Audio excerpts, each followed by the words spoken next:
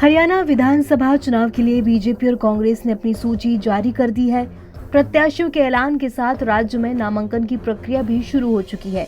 चुनावी दंगल में उतरने के लिए 12 सितंबर तक नामांकन किए जा सकेंगे। हरियाणा में किसकी सरकार बनेगी, लोगों के बीच मुख्यमंत्री पद के लिए पहली पसंद कौन है, किसे कितनी सीटें मिल सकती हैं और कांग्रेस में मुख्यमंत्री की कुर्सी के लिए जनता का सबसे ज्यादा जन समर्थन किसके पास है, इन तमाम सवालों के जवाब टाइम्स नाउ अब भारत और मैट्राइज के ओपिनियन पोल में सामने आया है। ओपिनियन पोल के जो नतीजे सामने आए हैं उसके मुताबिक राज्य में अकेले किसी पार्टी को अपने दम पर बहुमत मिलता नहीं दिखाई दे रहा है।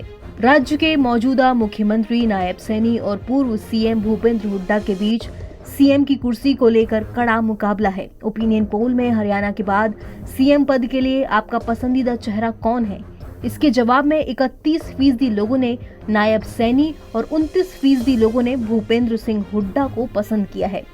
दुष्यंत चौटाला को सिर्फ 8% लोगों ने सीएम के तौर पर देखने की इच्छा जाहिर की है। उचाना से चुनाव लड़ रहे दुष्यंत चौटाला ने इस बार नारा दिया है, विधायक उचाना का, मुख्यमंत्री हरियाणा का। अब एक बार जरा ओपिनियन पोल में पूछे गए कुछ अहम सवालों पर नजर डालते हैं। पहला, हरियाणा में अगर कांग्रेस की सरकार बनी तो पसंदीदा सीएम उम्मीदवार कौन होगा। इसमें भूपेंद्र सिंह हुड्डा को 41% वोट मिले, रणदीप सुरजेवाला को 20% और कुमारी सैलजा को 19% वोट मिले। दूसरा सवाल, हरियाणा के सीएम पद के लिए आपका पसंदीदा चेहरा कौन है। इसमें नायब सिंह सैनी को 31% वोट मिले, दुष्यंत चौटाला को 8%, भूपेंद्र सिंह हुड्डा को 29% तो अन्य को 32% वोट मिले हैं।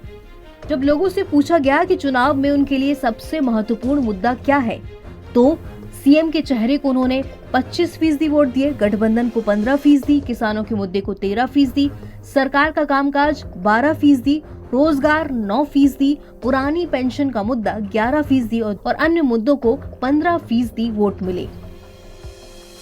2019 के विधानसभा चुनावों में बीजेपी को 7 सीटों का नुकसान हुआ था, उसे 40 सीटों पर जीत मिली थी। कांग्रेस पार्टी 31 सीटें लेकर आई थी, उसे 16 सीटों का फायदा हुआ था। 10 सीटें नई नवेली जननायक जनता पार्टी ने जीती थी। इनेलो को 1 सीट मिली थी, बाकी सीटें छोटे दलों और निर्दलीय ने जीती थी। टाइम्स नाउ नव भारत और मैट्राइज के ओपिनियन पोल में अनुमान व्यक्त किया गया कि हरियाणा की कुल सीट 90 सीट में से बीजेपी को 33 से 38 और कांग्रेस को 36 से 41 सीटें मिल सकती है। जेजेपी राज्य में 2 से 5 सीटें जीत सकती है। ओपिनियन पोल में किसी को भी बहुमत नहीं मिलने का अनुमान व्यक्त किया गया है। हरियाणा में सरकार बनाने के लिए 46 विधायकों की जरूरत होगी। बीजेपी ने अभी तक 67 और कांग्रेस ने 32 उम्मीदवारों का ऐलान किया है।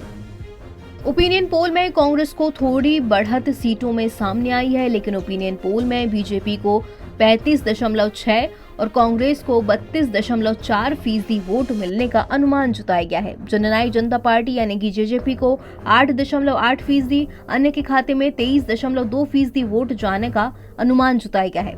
ओपिनियन पोल में कहा गया कि अन्य को 6 से 11 सीटें भी मिल सकती हैं।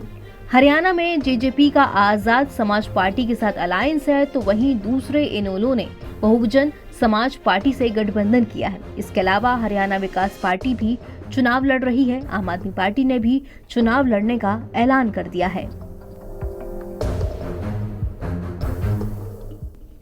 एनबीटी ऑनलाइन की रिपोर्ट।